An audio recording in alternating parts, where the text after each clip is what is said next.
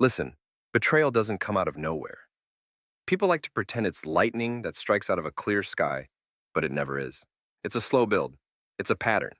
And if you've ever been blindsided by someone you trusted, chances are the signs were there, you just didn't want to see them. That's the first truth. Most betrayals don't surprise your gut. They surprise your denial. Because your body, your instincts, they whisper before your mind is ready to admit it. That's why when it happens, you say things like, I knew it. Deep down, you always knew. You just overrode the warning signs in the name of love, loyalty, or hope. And that's the most dangerous thing about betrayal. It's not them breaking your trust, it's you breaking your own intuition first. So let's talk about the hidden signs, the red flags that don't look red until you step back. Here's the first one: inconsistency. Someone who loves you on Tuesday, ignores you on Wednesday, and apologizes on Thursday. That's not passion, that's instability. And instability is the perfect soil for betrayal. If you look at history, even Julius Caesar got stabbed not by his enemies but by people who shifted their loyalty depending on which way the wind blew. People who can't stay consistent with themselves will never stay consistent with you. That's fact. And you already know it because when someone is steady, it feels boring but safe. When someone is unstable, it feels exciting but unpredictable. And we confuse unpredictability with chemistry. But in truth, it's just the early symptoms of betrayal. Pay attention to who is hot and cold with you. That's not mystery, that's danger. Another hidden sign: watch their jokes. Betrayal hides inside humor all the time. If someone is constantly making little digs at you, always laughing at your expense, always slipping in sarcasm that cuts deeper than it should, pay attention. That's not harmless fun. That's a rehearsal. Every betrayal begins as a small disrespect that someone laughed off.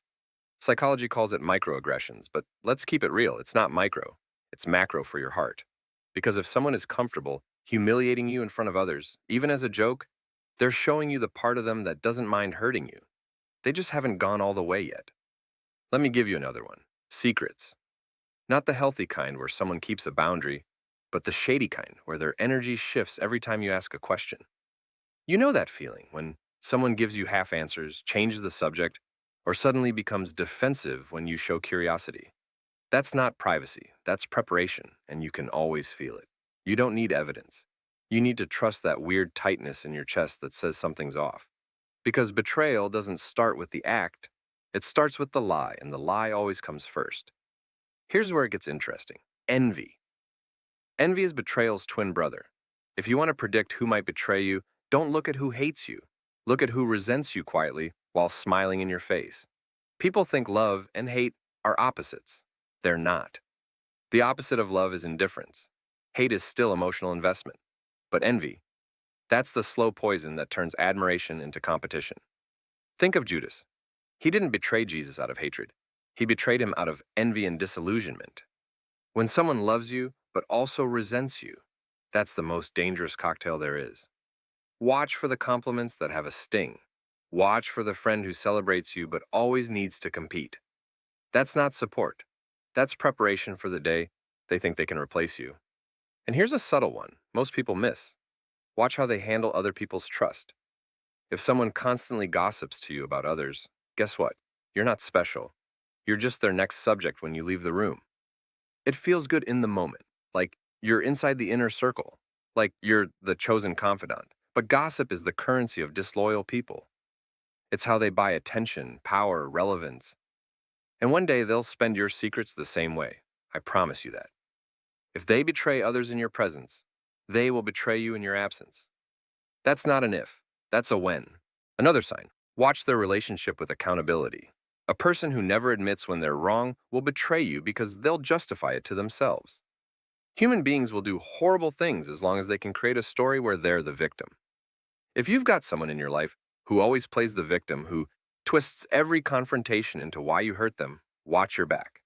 Because when the time comes for betrayal, they'll already have the perfect story lined up in their head about why you deserved it. Accountability is the shield that prevents betrayal. If they don't carry it, don't trust them with your heart. And let's get scientific for a moment. Psychologists say our brains have something called confirmation bias. We don't see people for who they are. We see them for who we want them to be. So when you love someone, you filter out all the little betrayals, all the tiny inconsistencies, all the quiet red flags because you want to protect the picture you painted of them. That's why hindsight hurts so much. After betrayal, suddenly the dots connect and you say to yourself, how did I not see it? But you did see it. You just didn't want to destroy the painting. That's why betrayal cuts twice. Once when they do it, and once when you realize you helped them by ignoring the truth. Let's talk energy shifts. Betrayal is always preceded by a change in energy. People pull away before they stab. That's universal, whether it's a relationship, a friendship, even politics. You'll notice the distance first. They stop sharing little details, they stop meeting your eyes, they stop reaching out like they used to. And here's the trap. You think they're just busy. You justify it with excuses. But your gut knows it's not busyness. It's detachment. And detachment is the first rehearsal for disloyalty. If someone is slowly cutting the string, don't wait until it snaps. Notice it in the silence. Notice it in the absence. Absence screams louder than words. Now let me hit you with something heavy. Betrayal isn't just about them. It's about you. The people who betray you are almost always the ones you let get closest to you without the proper boundaries. You gave them the keys to the kingdom without making sure they deserve the throne. And why did you do that? Because you wanted connection more than you wanted truth. That's the painful part. We betray ourselves first by lowering our standards, by ignoring our gut, by hoping someone will be better than they are. And when they finally show us their true colors, we're shocked. But deep down, we're also ashamed because we knew. That shame is the part no one talks about. But if you want to heal from betrayal, you have to admit the role you played in handing them the weapon. Let me drop some history again. Think about Napoleon. His downfall didn't come from the enemy nations. It came from people inside his own circle, advisors, and generals who shifted loyalty when it suited them. History repeats because human nature repeats. Betrayal doesn't come from the outside. It comes from the inside, from the people you let too close, from the ones you trusted to guard your back. That's why it feels so violent when it happens. Because it's not just an attack, it's an invasion. Another thing, watch timing. Betrayal always happens at the moment when it benefits them most. That's why it feels strategic. People don't betray you when you're at your lowest because there's nothing to gain. They betray you when you're rising, when you're glowing, when your light is shining so bright, it triggers their shadow. And suddenly, they make their move. If you want to know who's most likely to betray you, watch who gets uncomfortable when you win, not when you lose. Loss brings out pity. Success brings out envy. Watch the faces in the room when you shine. The ones who look proud are your people. The ones who look bitter are your warning signs. And here's where betrayal gets psychological. People betray because they see you as an extension of their survival. It's not always personal. Sometimes it's primitive. Human beings are wired for self-preservation. And when someone feels like their survival, emotional, financial, social, depends on stepping over you, they'll do it. The betrayal feels personal to you. To them, it's just math. That doesn't excuse it, but it explains it. And once you understand that, you stop blaming yourself and start building better boundaries. Because boundaries are what filter out survival-driven betrayers. If someone knows they can't step over you without consequence, they'll think twice.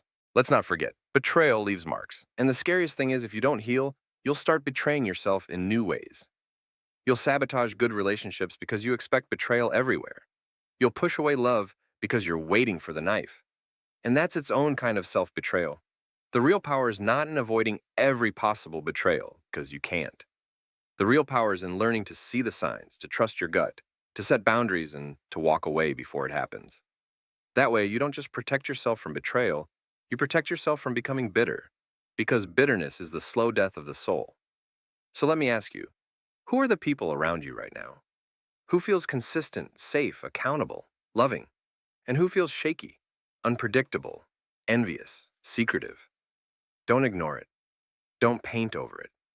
Don't make excuses for it. Because your future self will either thank you for listening to your gut or curse you for silencing it. And here's the truth. You already know who I'm talking about.